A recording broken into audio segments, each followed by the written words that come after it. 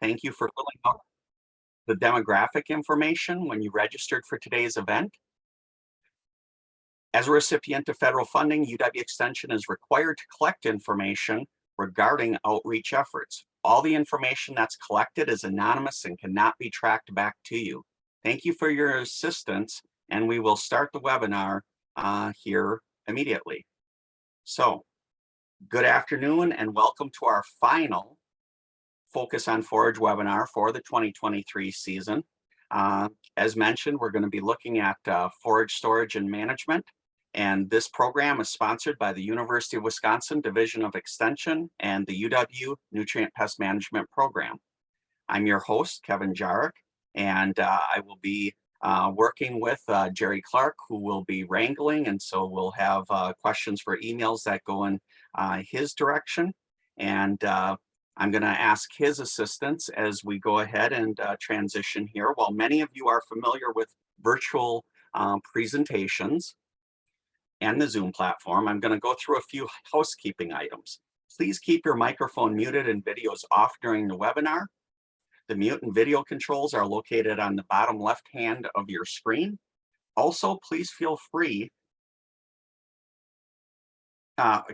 please feel free to type questions for our presenters into the chat box at any time. The chat button is located in the bottom center of your screen. We will answer as many questions as we can as time allows. We are offering CCA CEUs for today. We'll have a link and a form at the end of the presentation that'll have a QR code, and you'll be able to scan that and you can enter your name and certification number. Or you can enter that basically into the chat if you're having problems as well. We'll submit all the information by the end of the week to the American Society of Agronomy. If you have difficulties with the Zoom technology today, again, you can type your questions into the chat or email jerome.clark@wisc.edu. Jerry's email should be posted in the chat. If you're having difficulties with your audio, the call-in information will also be provided in the chat. So let's get to it. We're going to ask that Bill Halfman, who is our Beef Extension Outreach Specialist, go ahead and share his screen. And Bill is going to be sharing information with us on optimum hay bale storage. So, Bill?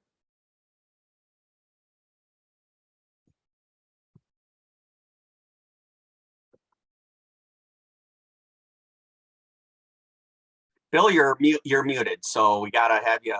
We can hear you. We can see you talking. We just have to. There we go. There we go. Better. Sounds good. Take it away. All right. Thanks, Kevin. Maybe I sounded a little smarter when I was muted to everybody. I don't know, but we're going to talk about some hay bale storage today, and also some feeding waste management too, because they go very much hand in hand, I think. For most situations on the farm. If you go through the efforts of doing one right, you might as well go ahead and do both right. So term we like to use in once the feed is in harvested and put away is shrink. And shrink is kind of that combination of storage and feeding management. And where are we losing feed? Are we losing it due to the weather or wildlife or whatever? Or not sheltering it from the elements very well, and those, as I'm going to show you here, can have a huge impact on your annual feed costs. And today I'm focusing primarily on baled hay. We can have similar discussions on other feeds as well in this whole process, looking at the operation. So I want to start with looking at just a couple of slides on some hay prices, some trends here, and you can see hay is definitely right now quite a bit more expensive. This is the alfalfa hay price across the countryside, and compared to the last handful of years, right now it's extremely high, and so it's worth something. And I think one of the challenges we have is sometimes folks will bale it and do things with it, and they kind of forget that it does have a lot of value. If we look at other hay, which would be not alfalfa, you can see it's Very high as well right now across the nation. Now regionally, we're probably not quite that high, just because we're a little bit removed from where the extreme drought was last year, but the drought does definitely have some influence on prices in our area too, because if you need hay bad enough, you can come buy it in lower areas where it's more abundant, it may be a little less of a price, and ship it out there and be money ahead relative to other options. So to start with here, let's look at storage loss by storage method. And Craig Sachs, one of our retired ag agents a handful of years ago, did a literature review looking at a bunch of hay storage research trials to kind of see what did they show us as far as hay loss by the different storage methods for big bales. And as you can see here, there's a tremendous amount of range in those, but I think if we look at the left hand, or excuse me, the right hand numbers, maybe a little bit more so than the left hand ones, it gives us an idea. So if we just leave them on the ground outside uncovered, that shows us we can lose a tremendous amount of hay in a short amount of time. Putting a cover on them does help, but then they're still going to wick moisture up from the ground and rot from the bottom. So if we get them up off the ground where they can't wick moisture out of the ground and the cover, that helps quite a bit. Net wrapping does help, but I think the biggest problem with the net wrapping is it does help shed water on top, but when it's planted firmly on the ground, we still get some of that wicking action. And then if we look at a sleeve or a wrap, then we get down there quite a bit lower, similar to putting it in a shed. And the question becomes, why do we see in such a big range? And I think there's two main reasons why we see that wide range in losses. I think the first one is, if we look at the length of time that the hay is stored, that's going to have a big influence on the amount of time that it has to decay and degrade, and have the weather beat it up and steal it from us. And then the other factor that comes into play is the quality of the forage. You know, if we've got really good high quality forage that's really good for the animals, that's also providing a lot of good nutrition for the microbes that are going to decay it down, and it tends to degrade and break down faster than more mature hay that maybe has more in common with straw than it does with hay. And so those are some of the factors that come into play as far as influencing the amount of loss from storage. So I got a couple of pictures coming up here. We'll look at these. Here's some examples of opportunities for improvement. Let's put it that way. We've got a couple of rows of bales here that were basically just baled up and set on the ground and left there for some length of time. The two little yellow stars there are actually, that's where the center of the bale is at this point in time. You know, and in theory, that center was about in the middle, but you can see it's a lot closer to the ground, and that kind of helps illustrate that. We always think about, well, they're getting all the rain on them and they rot on top, but there's a tremendous amount of decay that can go on the bottom half of that bale. And I think folks that have done this enough know when you go in there sometimes with the bale spear and you pick it up, there's not a whole lot of the bottom half of the bale left because it's already mineralized back into the soil if we aren't doing a good job of storing them in correct locations and protecting them from the elements. So here's kind of one example that shows what we see. We've got another example of another opportunity for improvement. Just kind of chuck them out there in the field area. You can see some of them are down in that low spot where it probably stays wetter than usual. Those are actually, can't see it very well, those are actually some horses in the background there kind of picking through whatever there might be there to eat. But they spent a lot of money to grow that hay crop and to bale it up just to throw it out into a place like that and let it basically rot back into the soil. Probably not the best use of management time and money and resources. So we want to do better than that. And, we do still see some of these kinds of things happening as we drive around the countryside. Although it's getting better, but there's still opportunities to do things even better yet. So let's take this a step further, looking at this storage loss and try to add some dollars to it on a per cow basis. And since I work primarily with beef cattle, we'll use the beef mama cow as our example. So we've got a 1,300 pound mama cow, and in Wisconsin, it's probably reasonable to say that we're going to have to feed mama cow for roughly 6 months over the winter. That might be a pretty typical winter feeding period. And in order to do that, mama cow is going to eat somewhere around 3.3 tons of hay. Okay, that's what she needs to eat. Now I'm using these percent losses just to kind of get a number rather than a range of numbers from a trial that was done by some of the folks I had the opportunity to work with down in Tennessee, Clyde Lane and Larry Moorhead. And they did this work. And actually, when I was down there, that was one of the things I had assisted with, was similar type projects to what they did. And they did some evaluating of on farms and measuring and things like that. So in their situation, they had the on ground uncovered hay. So if we're losing roughly almost 40% of that, in order to feed mama cow over the winter, we're going to need almost 2 more tons of hay to make sure that what ends up in the manger is what she's going to need to eat. And if we use $150 a ton price for that hay, which is looking at the most recent hay price report from Wisconsin here, that's a reasonable price for the kind of hay that the mama beef cow would eat, at least what it's selling for now.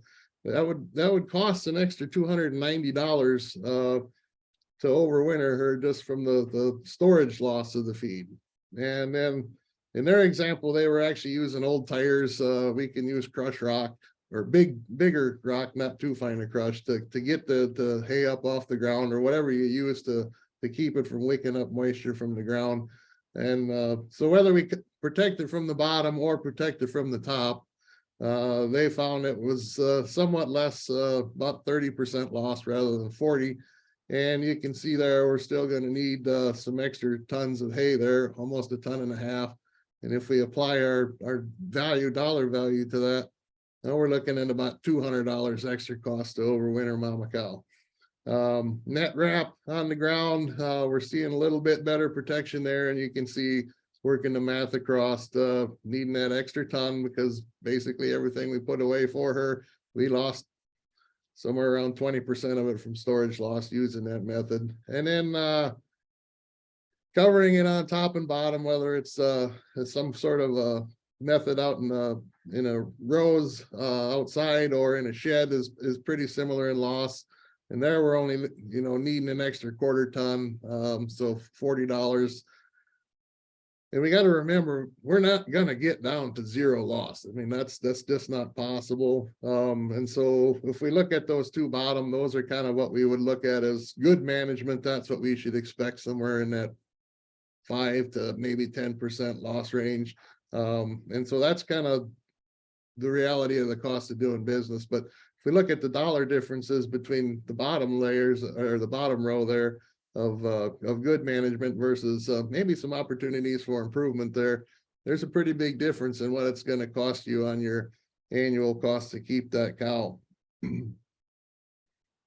So some general considerations for storage. It's important, I think, that we remember there's a lot of the bale in the outside 6 inches. If we just use a 5-foot diameter bale, for example, roughly 20% of that bale is the outside 6 inches. And if you remember those pictures I showed you earlier, that rot can go into those 6 inches pretty easy, and doesn't take long for us to lose that much.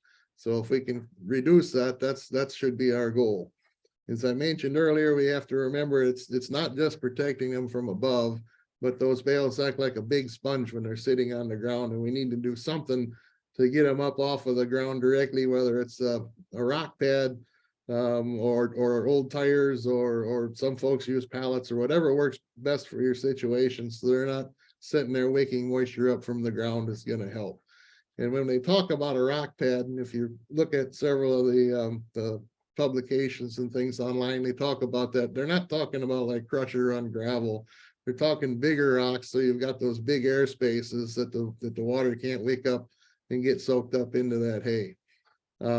If you are going to wrap bales, whether it's big bale silage, or we'll talk a little bit about wrapping them later as well, keep in mind that they need to be on a smooth surface, so you don't have things that are going to poke holes into the bottom and allow that moisture to get up in from below. Some folks, as we drive around the country, we see them line their bales up in a nice pretty row, but it's underneath the tree. We've got the dew dripping off of the trees. They're under the shade. that actually makes the problem worse. It's not really sheltering them from moisture from above, and then they are a lot slower to dry out.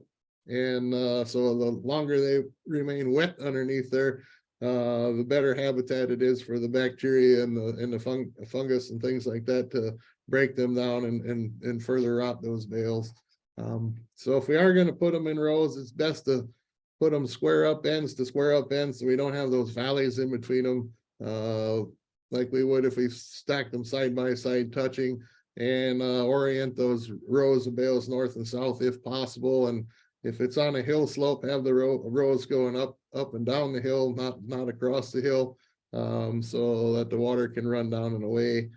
And then leave at least 3 feet of space between the rows, so we have good air movement through there to dry them out as best we can if we're going to use some of those type of forage systems. But I think, there's opportunities to investigate doing things maybe a little bit better than that. Now, if you're only looking at a very short term for storing hay, then maybe outside and in rows and things like that would work just fine relative to the cost of storage. But more often than not, we have to store it quite a bit longer as well.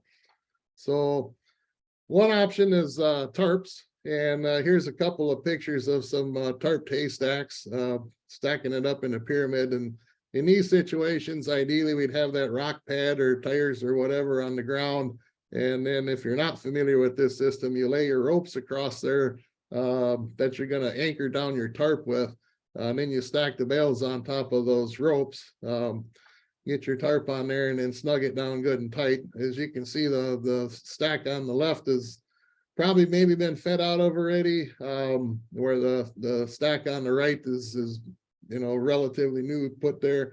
It is important to keep those snubbed down tight, and especially once you start feeding out of them, it's also important to keep them tied back up tight after you pull some bales out, because we get some windy days and they're going to do a lot of damage to your tarps. But the tarps in general should last, more than 1 year. And a lot of times we could see 5-7 years out of them. And so they're a viable option. There is the extra labor of untying them and then tying them back down as they're feeding hay.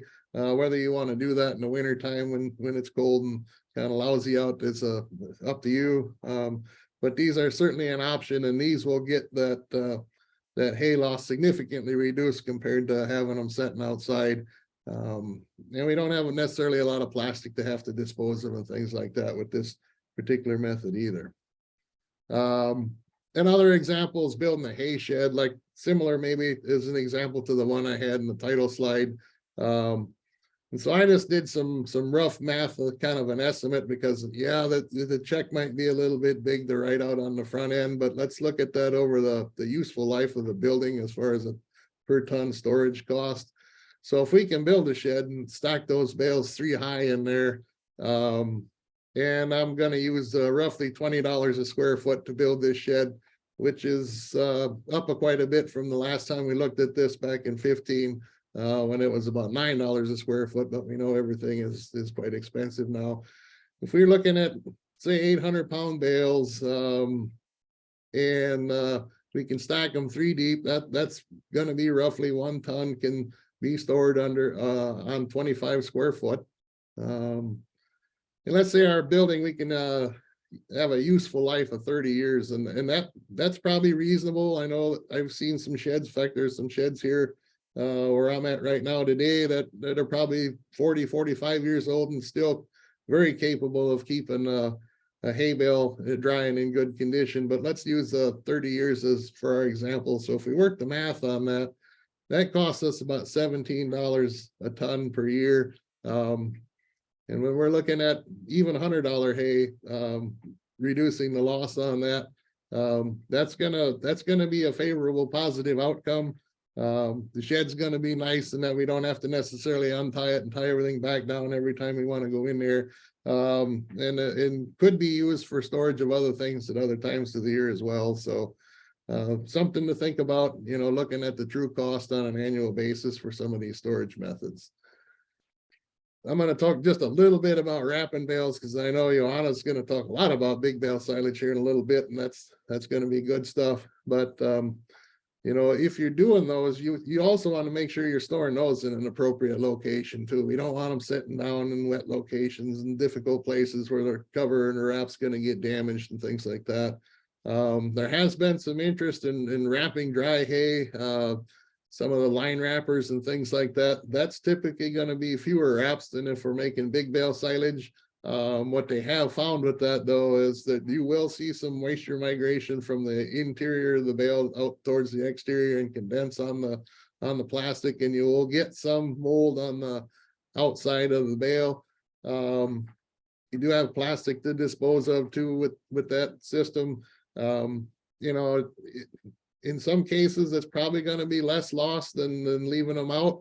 I think it's going to be a case of the individual is going to have to look at, is that the best option for them, or are there other options that may work? And I know there's been some debate about how many wraps do you need. Some of that may be tied to how long it's intended to be stored and things of that nature.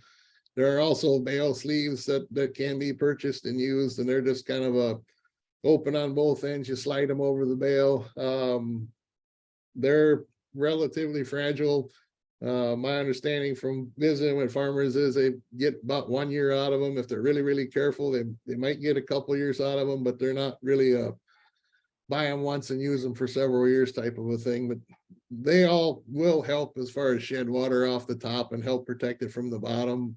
But there again, if you're setting them in places where there's risk of standing waters, that defeats the purpose of doing it from the bottom half of the bale standpoint. So just some considerations there. Now, let's shift gears a little bit and talk about feeding loss, because it can be as bad or worse than storage loss.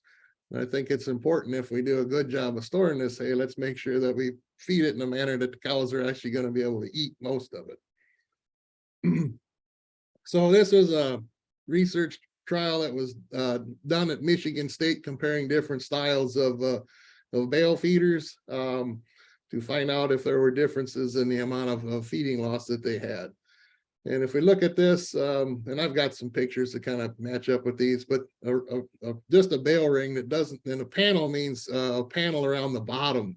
So as the cows rip the bales apart when they're feeding on them, most of that hay that they're pulling apart stays inside of that bale feeder, and they eat it rather than pulling it outside of the ring or having it work its way outside of the ring. And they stand on it, they sleep on it, they defecate on it and urinate on it, and they don't eat it.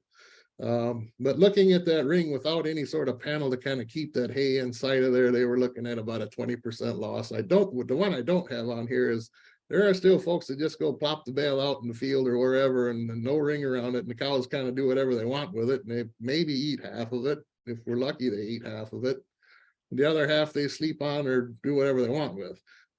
But again, looking at our 1,300 pound cow and how much she's probably going to eat a day, and that $150 a ton hay, if we're wasting 20% of it in our feeding method, that's almost 60 cents per head per day that's going down the drain. And if we prorate that out over that same 6-month feeding period that we used earlier in the earlier example, now we're adding another $100 cost to feeding mama cow for those 6 months over the winter.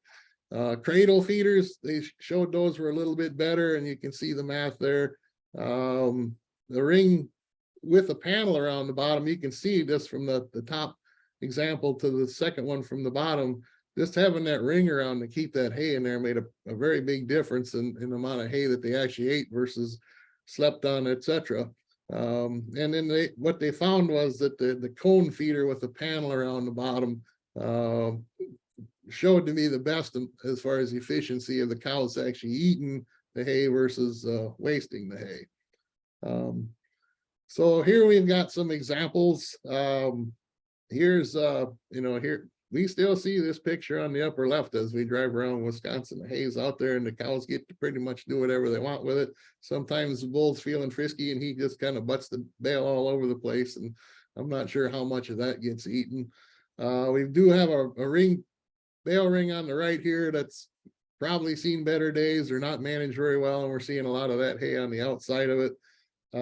This feeder in the lower left is that's a cone feeder, but it doesn't have a ringer on the bottom of it, and so we're seeing additional loss there.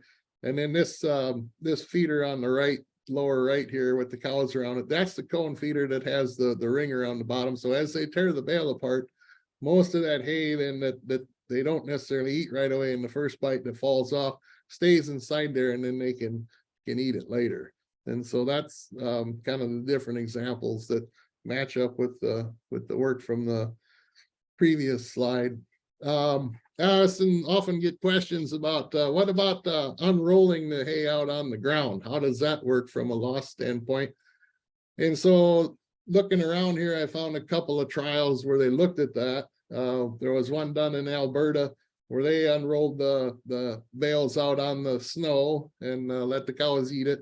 And they only put 1 day's worth of feed out at a time. And they were seeing about a 12% feeding loss, which is, could be a lot worse. They also ran the bales through a tub grinder or a bale processor and fed it that way as well. And that showed a higher percentage of loss as the particle sizes of the hay became smaller. It probably was more difficult for the cows to eat them or more easy for them to get tramped into the snow. Missouri did some work, similar kind of work, where they unrolled on the ground big bales, 1 day's feeding at a time, and they got a similar loss percent to the trial in Alberta. That's usually pretty nice when we do different trials and get similar results. But they also looked at, okay, so some folks don't want to go out and feed cows every day. What if we go out and unroll 3 or more days of feed out there, so we only got to go out there a couple times a week? And what they saw there was that really isn't a whole lot different than probably just putting the bale out there and letting the cows do whatever they want with it to start with, without unrolling it. So, if you're controlling how much you're putting out, this may be a viable option for you. It could also help, maybe better spread manure on the field, different things like that.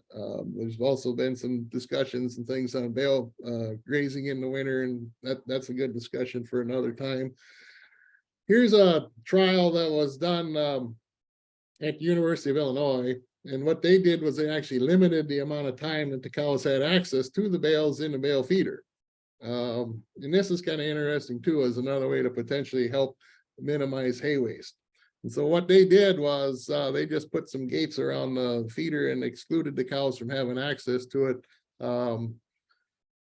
for so many hours a day. And this is what they saw as a result. So the 3 treatments were cows could be at the hay ring for 3 hours a day, 6 hours, 9, or 24 hours a day. And you can see in most cases, we are going to probably have some waste. It's inevitable that there will be some. And as I said, an acceptable amount, a low amount is just kind of part of the cost of doing business. But as you can see, the more hours that the cows had to have access to the hay, the waste got a little worse. And as you can see there, the intake, what the cows actually ate, kind of peaked out somewhere in around 8 hours, give or take a little bit. And at 24 hours, they really weren't eating anymore. But what else has a cow got to do in the wintertime? They get bored, they'll go over there and play around, mess around, do whatever, and the waste increased. And so this could be as simple as, they have access to the hay rings and we fence them off away from there after maybe 8-9 hours to help reduce the waste. If we look at that from a cost standpoint, again, using $150 a ton hay, just by using that limited time at the bunk, so they've got enough time to eat what they need, but they don't have that extra time to sit there and play and fiddle around.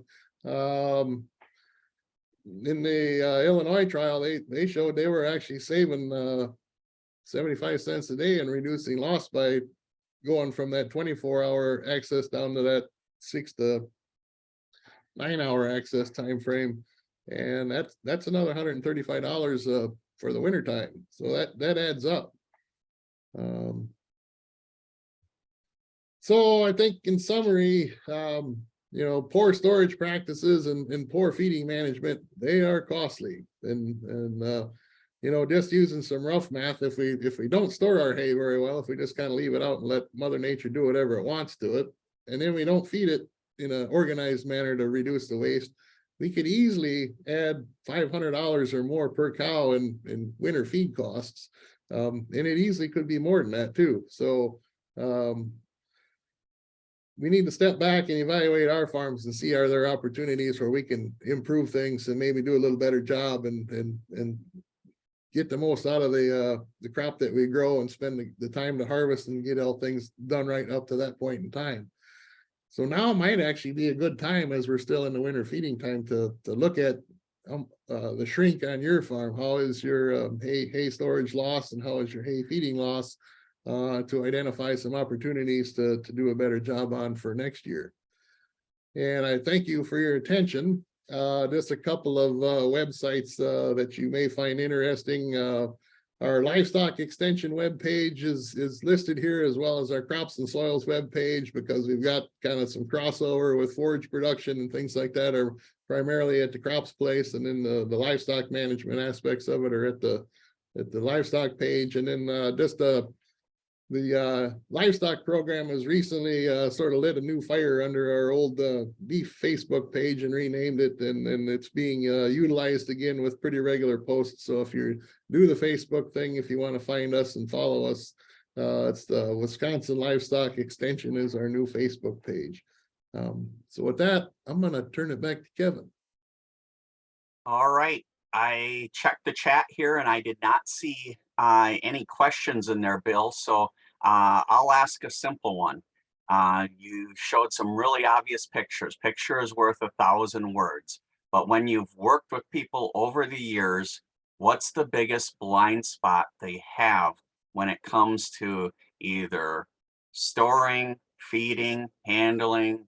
Pick your breadth of experience, and what's the one theme that seems to come up where you're like, well, all that needed was a fresh set of eyes?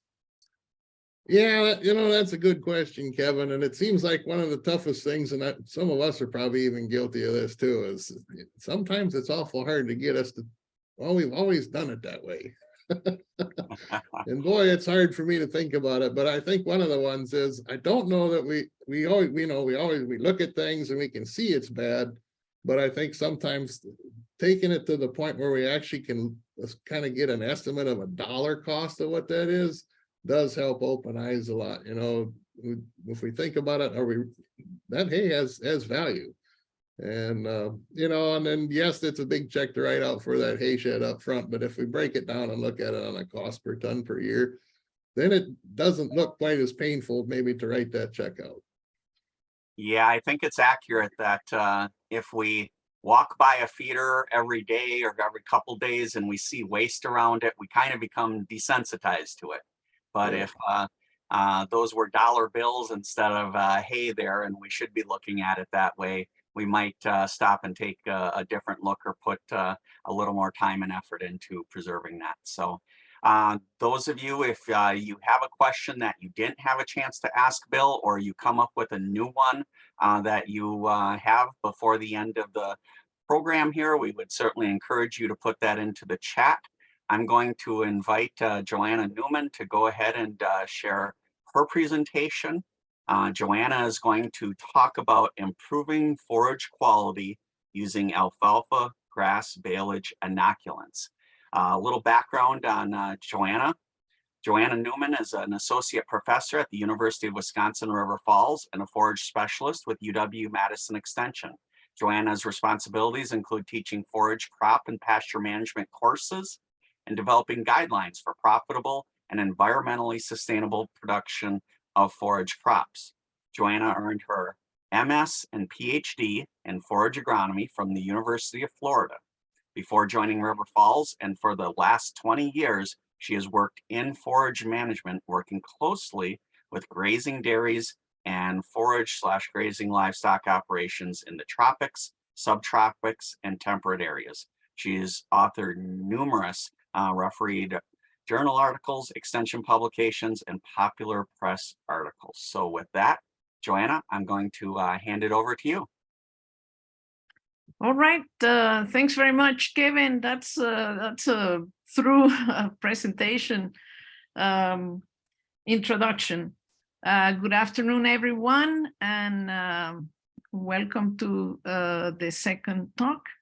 I'll be discussing forage quality improvement using grass, a legume, in this case, alfalfa, baleage inoculant. So before, let's see if I can advance.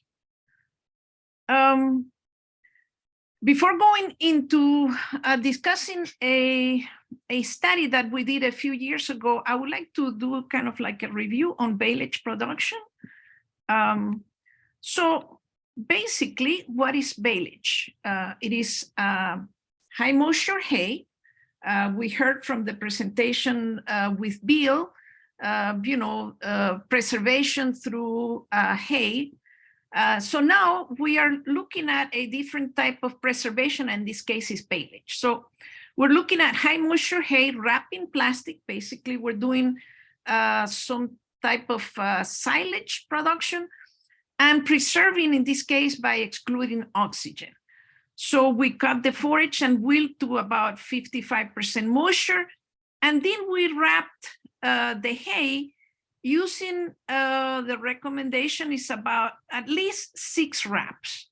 We could do less, but it turns expensive at the end. So technically, what is baleage? Basically, it's a method where we're fermenting just like in silage, but we're using wet bales. In this case, we have the same short-term, about 6-hour aerobic conditions that happens just like in silage. We try to minimize this phase. And then once the oxygen it's used, then we get into the next phase, which is the aerobic fermentation, or the fermentation through anaerobic conditions, so without oxygen. Okay, and then basically there, what we're looking at is, we start out with a high pH. We want to have drop down to about 3.8 and remain in that low pH, which is what is preserving the forage. So basically, this is pickling of grass here. And then by doing that, initially we have acetic acid production. And then once the medium get acidified, we have the increase in the lactic acid bacteria, which is the one that's in a good silage or baleage is going to be preserving the forage. Okay. So the product of that process after a few weeks is haylage with preserved nutrients. So what are the steps that we use for baleage making? Basically, we want to cut the forage at the ideal forage quality, or when convenient, if we're doing a leftover from a grazing operation or practice. We want to wilt that forage to about 55% moisture. If we leave it to a very low moisture percentage or too dry, we'll have molding. If it's too wet, it will lower the quality with potential spoilage issues. So ideally, we want to plan the cutting of the hay and bale or the forage, and bale and wrap, as we can for by the next day. Okay. So as we can see here, we're cutting the forage, then, we're baling, and then we're wrapping, and we want to do that in a dose manner.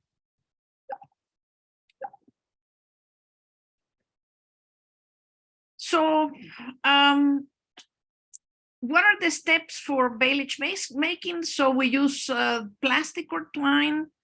For the hay, we do not want to use treated sisal because that treated sisal damages the plastic film. So we want to stick to plastic twine or netting for the making of the bales. And Bill alluded to this in his presentation. We want to select the site for placing the bales or the tubes, depending on what we're doing. If we're doing individual bales wrapped, or if we're doing the tube of bales. So we want to use, as mentioned by Bill, an ideal area, ideally to have it with sod, free of stubble that would later poke those bales. And we want to do that if we're using the tubes. We want to place them close to the feeding areas. So the critical part of this process is we want to wrap quickly after baling.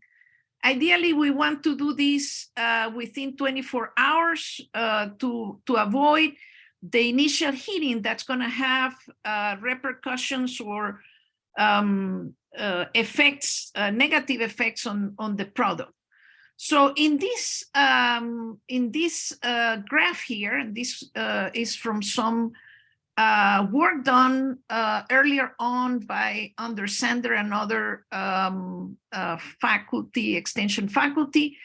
We have here the temperature, and it shows that the initial temperatures of the bales, and then the internal temperature of the bales over time. And we can see here that in pink, we have those bales that did not receive any wrap.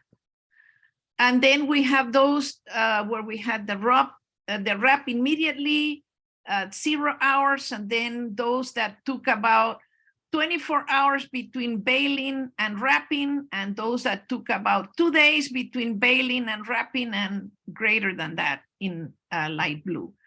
And as you can see, when you when you wrap immediately after baling, basically you don't get any heating of the bales. When you start increasing that time, we can see how this the initial temperatures, for example, for the 24 hours later, 1 day later after cutting, or 2 days later after waiting for wrap that bale, you can see how the bales heat up. You know, they're being baled with high moisture. So you can see how that the initial temperature elevates, and then that has an impact on the quality of the bales. Okay, so we go from a good fermentation, like we were talking earlier, where we want that lactic acid, into poor fermentation when we wait or delay that wrapping with plastic. Then the pH may have start dropping, and then you see how that pH starts going up, and you don't get that sustained lactic acid, but you get more accumulation of acetic acid. And then you start seeing the show up of the butyric acid, which is basically the spoilage in the bales. So delayed wrapping will also increase the pH and compromise the fermentation process. So we would go from that 4.5, you know, for immediate wrapping to a pH of 6 when you delayed the wrapping, as shown in that graph.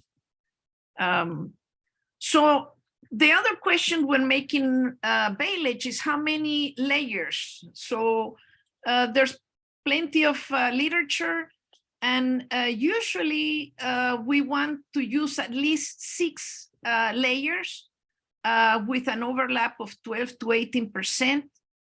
This will serve two purposes. It will keep the air out, because if you use less layers of plastic, there's some flow of oxygen still. So number one, it will keep the air out.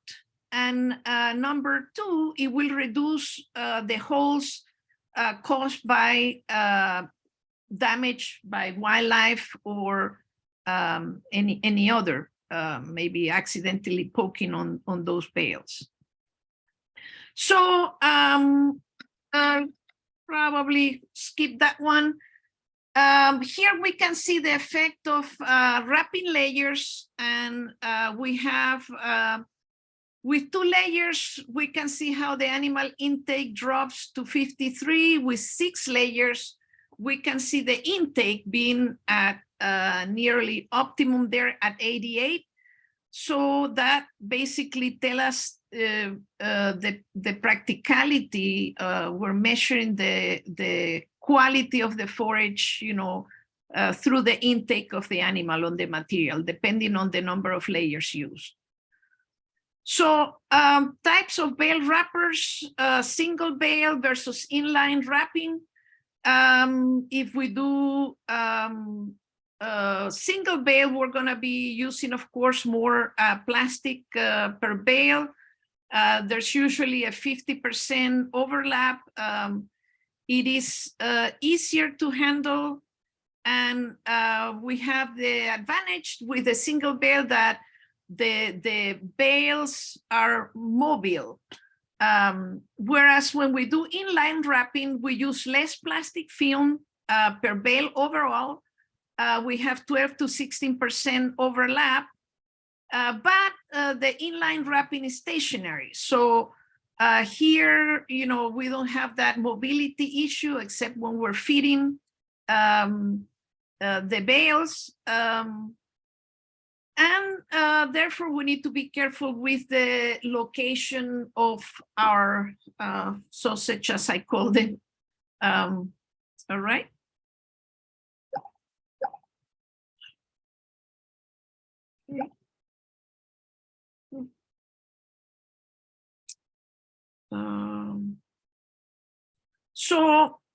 In the case of single bales, we can do about 15, we can wrap 15 to 40 bales per hour. In the case of inline wrapping, you can do about 60 to 80 bales per hour, assuming you have another person with you and you are doing a continuous feeding of the bales from the field as they're being baled and then fed into the wrapping machine. Okay. So an issue with baleage is the plastic disposal, as mentioned by Bill. Plastic cannot be burned because of the toxic gases production.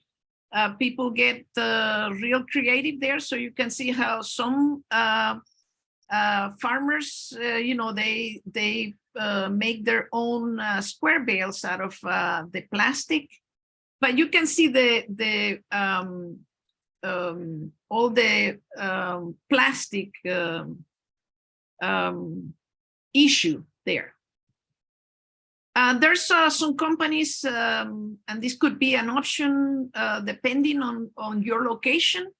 A couple of years ago, that was about $80 per month to have that service where they would come into your farm and pick it up. The ag and silage plastic recycling started here in around 2017. So disadvantages of baleage, this was also mentioned, is the short-term storage. When we have storage greater than 9 months, the bales become settled, they squat, and they become difficult to handle. The bales will adopt or conform to the ground, or they will squat, making the handling difficult. And then another disadvantage is that the plastic basically disintegrates when you have the bales or the baleage or the wrap bales out there for more than 2 seasons or 2 summers. So in summary, the disadvantage of baleage, we have the plastic disposal can be an issue. There's the short-term storage, the bale weights, becoming high because of the high moisture. Transportation, especially for the inline wrapping, is limited, and the bale wrapper is an additional expense when you compare it to just hay. So the advantages, we can provide feed during critical times. There's that flexibility on the schedule. You can, if you cannot, if you don't have the window of dry time for hay, you can just, decide to wrap. You harvest one day and wrap the next, and then skip. You don't need to wait for those dry days. There's more palatability and higher quality compared to hay. And in grazing operations, this allows to rest the pastures on those cases where we're using the baleage in grazing operations. So I'll talk a little bit about the inoculants. There's been a lot of development from the 70s when not much was done up to recent. These are bacteria that are added, to increase the fermentation. But the goal is to reduce pH, to reduce the heating associated with air exposure.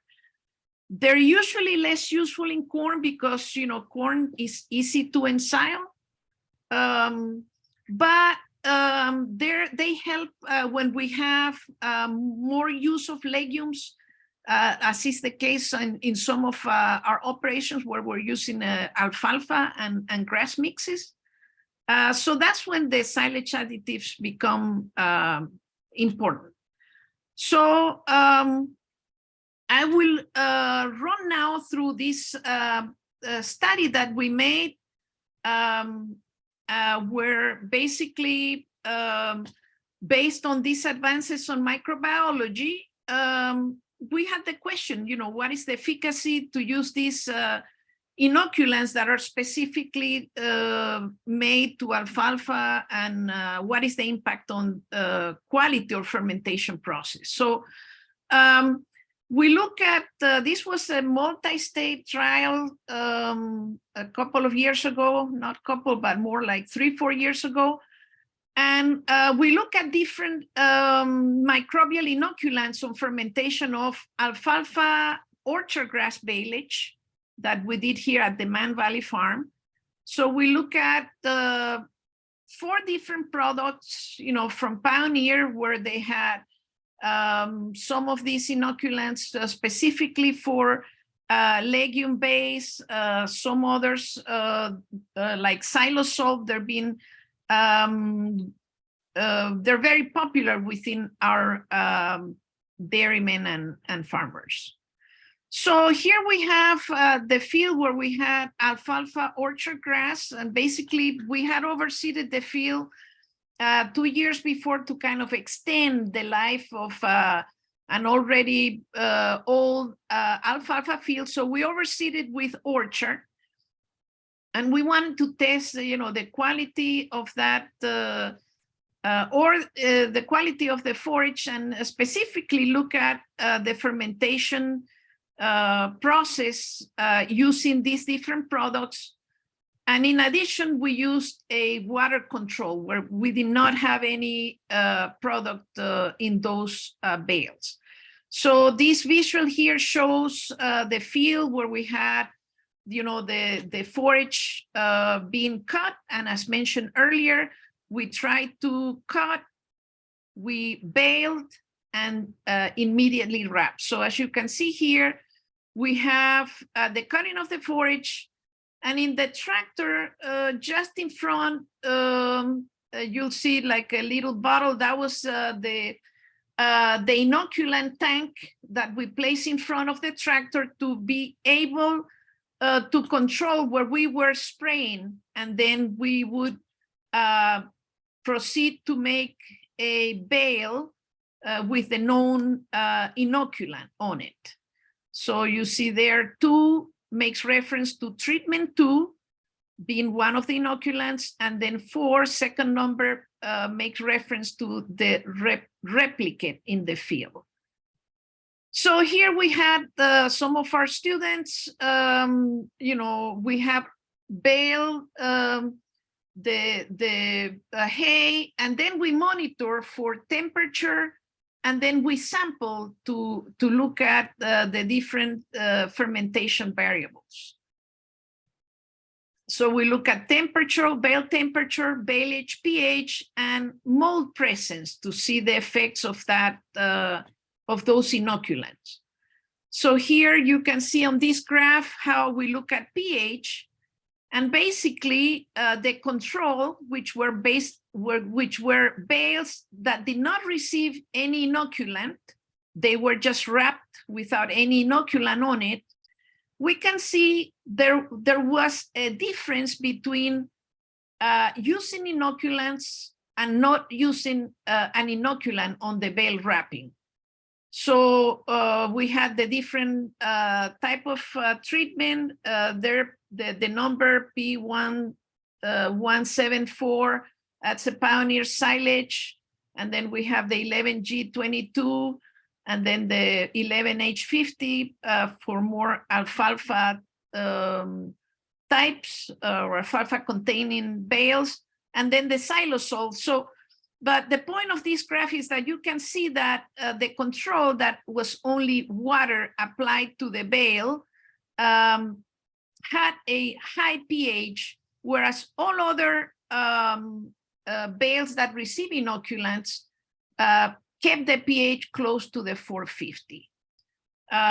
Same thing happened in 2017. And then the difference there in the drop in pH had to do with the different conditions. But again, we can see how the control had higher pH, and then all other treatments kept lower pH. The performance in terms of looking at mold was really evident. The water treatment, as we can see by that arrow, shows a big band of mold in the bale, whereas all other 3 treatments basically had no mold conditions, or 4 treatments. And that was consistent for all 4 replicates that we had for each one of them. So we had there, A was the no inoculant, and then B, the 1174 is the multi-crop silage inoculant. The 11G22 is the grass silage.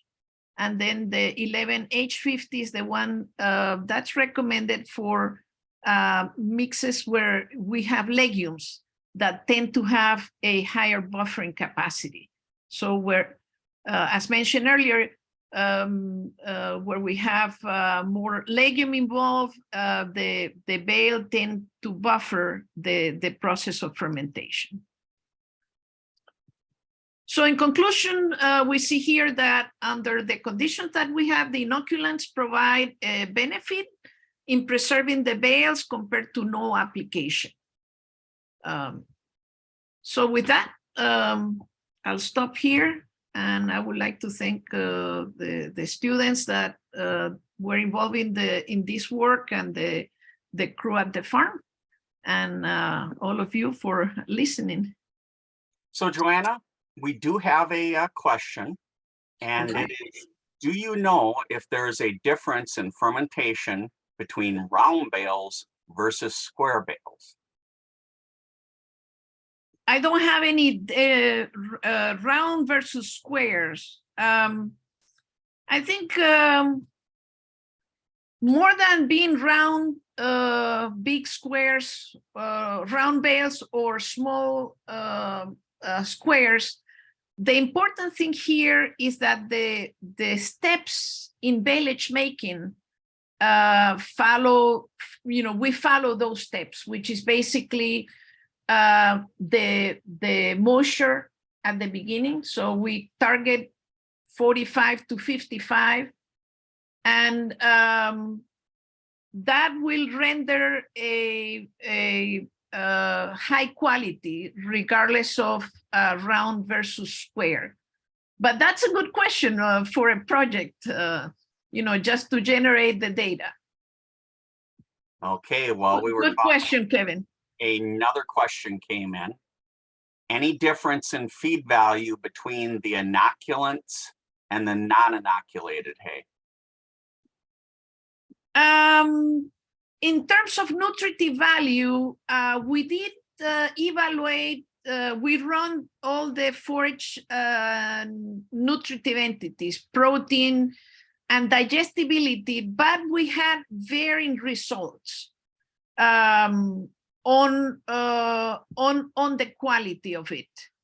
So digestibility, especially, we did not find differences between the reps.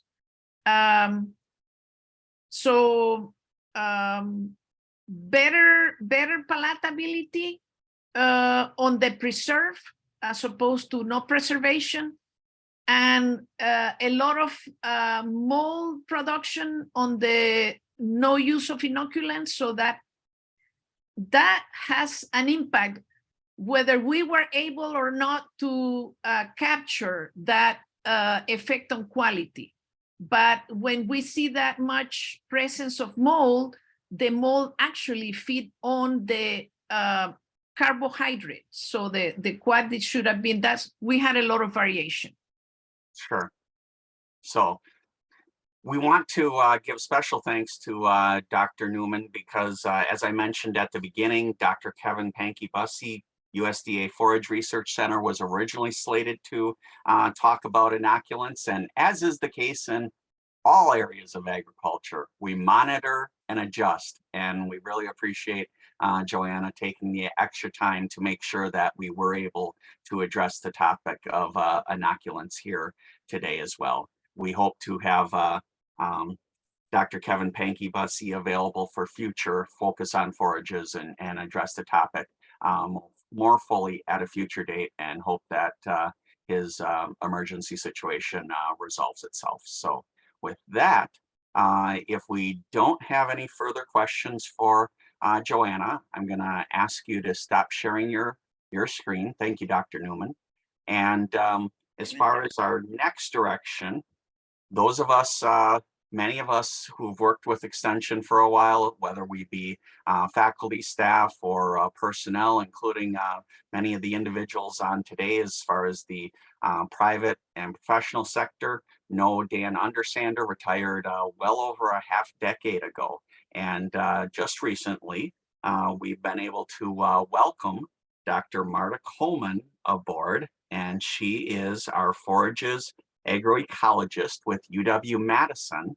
And so what we want to do here today is offer Dr. Kohmann an opportunity to introduce herself, as well as get some input and feedback from you, the viewing public, as to future direction which she should concentrate her programming on. So with that, Marta, I'm going to hand it over to you and let you share with those online your thoughts and your requests of us today. It's all yours. Great, thank you so much. Can you see my screen all right, my slides okay? Yes, we have your Forage Systems Agroecology slide up, and you should be ready to go. All right, good deal. So for those who I haven't met yet, it is an absolute pleasure for me to be here today. My name is Marta Moura Kohmann. I added my email to the bottom of the slide, so you have my contact. And the objective of my presentation today is basically to introduce myself, so you get a little bit more information about me. And I wanted to start by giving you a little bit about my background. So I'm confident you can hear a little bit of an accent on my voice. I grew up actually in Brazil. You can see from the map here. I actually grew up in the most southern state of Brazil called Rio Grande do Sul state. And one of the things that is very important in that state is agricultural production. Most of the agricultural production is based on row crops, so a lot of soybean, a lot of corn, but there's also a lot of livestock production, both beef and dairy, mostly on grazing. And there is some integration of crop and livestock. So this picture on the bottom left is actually a picture of our family farm. And you can see us growing soybean in the summertime. And on the bottom right picture, I don't know if any of you have ever seen this animal. This is a capybara, which is the largest rodent that exists in the world. It's a very common animal that shows on riparian zones. And this is just to say that these systems have a lot of different factors influencing management decisions. Typically, in the summer, we grow row crops, but very often in the winter, those rolling hills are covered with oats and annual ryegrass, and we have sucker cattle. So this background with the family farm was really the main motivator for me to pursue a career and to bring me where I am today. So when I was deciding to go to school, I applied to a university called Federal University of Rio Grande do Sul State for a degree in agronomy. It's actually an engineering degree. And one of the things that was really interesting in that particular degree was that I had kind of equal parts plant sciences, animal sciences, and soil sciences distributed throughout 5 years of classes. And this is kind of very equivalent, the way that the university is set up, very much equivalent to what a land-grant university looks like here in the United States. So there were a lot of opportunities to work with other students, to travel around the state to learn about different production systems. And there was quite a bit of focus on research. So there is a lot of land dedicated for research trials in those universities as well. So even as an undergrad, I was just really motivated to learn as much as possible. So I did get some internships in forage management with that focus on crop livestock integration. So as I moved forward in my career, I came to the United States to pursue my graduate degree. So both my master's and my PhD are from land-grant universities. In this case, both of them were from the University of Florida. So I got a master's degree in agricultural engineering, and most of my focus of my project was in greenhouse gas emissions from cow-calf operations. So in that project, I was working both on field trials and also did some computer modeling to estimate greenhouse gas emissions. And during that time, I just really got so excited about leading field trials. I just really liked being in the field. So when I was looking for the next step in my career, so looking for my career on my PhD, I decided to apply for a program in forage agronomy. And I worked on ecosystem services from forage systems when we include legumes. So both of the systems in the region where I were very much relying on grass and nitrogen fertilizer. And as cost and price of nitrogen fertilizer increased over the years, we were concerned that producers would find it challenging to maintain the nitrogen status, and that would cause reductions in production, loss of pasture stands, and other issues. So we were looking at alternatives, and the best one we could think about is including legumes in grass pasture. So I was working on greenhouse gas emissions, working on nutrient cycling to to kind of quantify how much nitrogen was cycling through those legumes. And then after that, for my postdoctoral degree, I changed gears a little bit and worked with prescribed fire management on native rangeland. So again, in the region where I was, there is quite a large area of native rangelands, and they are naturally prone to fire because there is a lot of lightning and a lot of biomass that accumulates during the year. So we were looking at evaluating how prescribed fire is affecting a number of responses. So we were looking at carbon losses during fire, how the soil microbial biomass was affected through fire, how nutritive value of the forages that were being grazed was affected, a number of different variables at the same time.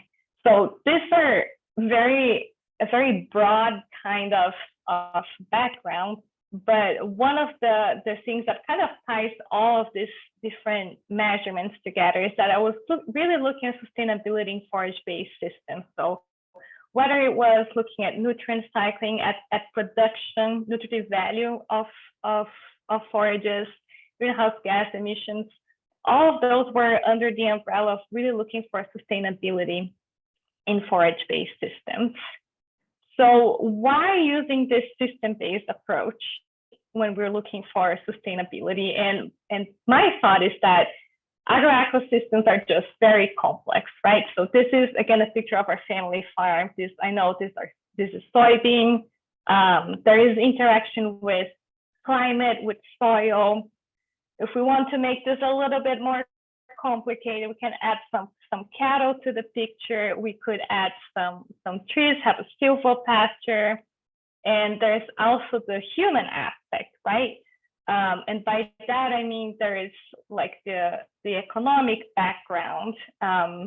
There is bank insurance. There is public perception also of what we do. All of these things play a role in sustainability of agroecosystems. So what is my approach? Typically, when I'm starting something new, I try to think about what questions do we have that are important for the sustainability of the system, and then I think about what are some of the trials, what are some of the methods we can use to answer that question. And one thing that to me is very important is that this is a continuous process. This is a never-ending process. And one of the most important things for me is to hearing back from my clientele, what are their questions and what are some of the things that we oftentimes have a number of approaches, what are some of the things that are not working, or someone may have tried something different. Have we looked into it? Could we look into it? And really reevaluate if we're asking the right questions, what other questions should we be asking. So to me, and this is really important for me as we get to know each other, communication is crucial. So I really benefit from hearing from other people. And I really believe in an exchange between me and my colleagues, my clientele, the educators, and really getting feedback.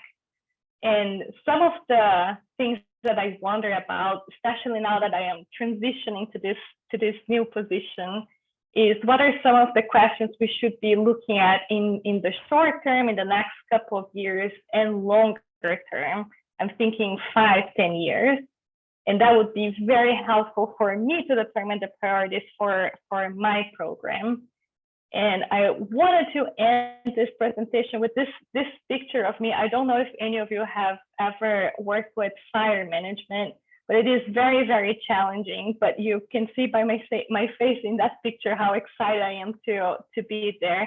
I get a lot of motivation knowing that the work that I do is going to make a difference. So the hardships of being out in the field in Florida, the challenge was the heat. I think that the challenges here are going to be a little bit different. but it really motivates me to do research that would be meaningful. And with that, that's the end of my presentation. Only a couple of minutes of your time to get to know me. And I would love to get to know you guys a little bit better.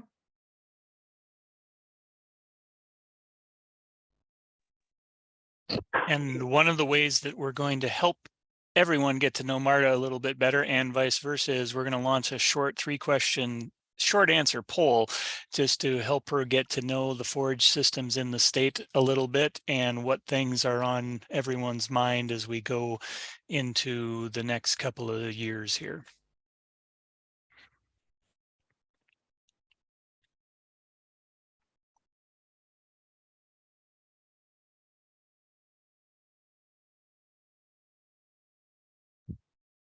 So we have a question: what forage production challenges have you faced in the last few years? If you could please fill in your thoughts on that. What issues do you expect to face within your forage production systems in the next 2 years? And then what forage management topics need more research to answer current concerns? So basically we're looking at the past. What are the things you're looking at in the next couple of years? And then what do we need more research for to help make sure that those items get addressed? Dr. Kohmann, I did not see any particular questions in the chat. We do have some congratulations from Ontario welcoming you. So we do have a wide audience that views this program. We're going to leave the poll up here so that people can go ahead and fill that out. But we also have the CCA information, and you can see that we do have the QR code where you can scan that, or you can enter your name and certification number into the chat to receive your credits as well. If you're having troubles with opening the link, please contact Scott Royce. Scott is going to make sure that his information is in the chat. And as you complete the poll, we'll ask one last time if there are any further questions for any of our presenters today, Bill Halfman, Dr. Joanna Newman, or Dr. Marta Moura Kohmann. I'm sorry. And so last call.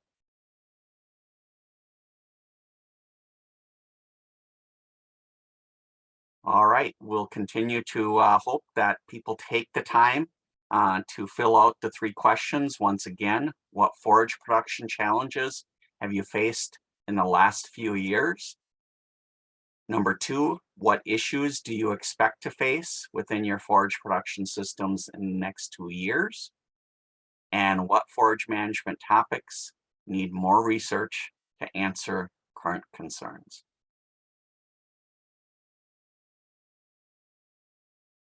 While you're doing that, we want to thank everyone for participation in not only today's webinar, but our series. We started on February 1st, had a second one on February 15th.